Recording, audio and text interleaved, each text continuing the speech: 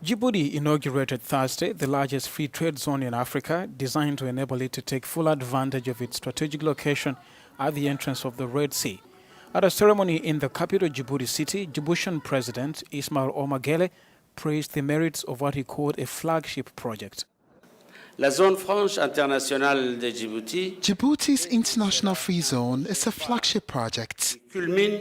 It culminates a significant number of infrastructure projects that have seen the light of day in recent years and that are helping to strengthen Djibouti's position in international trade and commerce.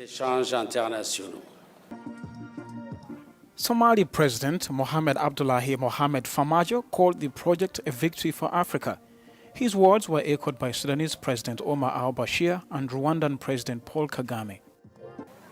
I just wanted to say how happy I am to be joining you, Mr. President, for the inauguration of this very important facility that will not only serve Djibouti, but also the wider region of our continent.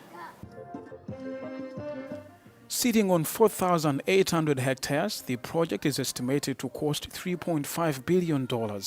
Its construction is expected to take over 10 years. It aims to allow foreign companies to set up processing industries and to add value to products.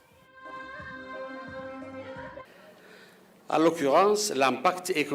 this case, the expected economic impact of this international free trade zone is a contribution of $200 million on the gross domestic product. That is, 11% of the GDP in the pilot phase of exploitation of 2.4 kilometers square and a rise in power to the horizons 2035 to 2040.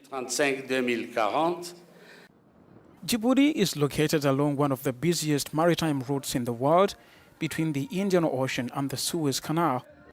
The country opened 3 new ports and a railway line to Ethiopia in 2017 as part of its project to become the region's trade hub.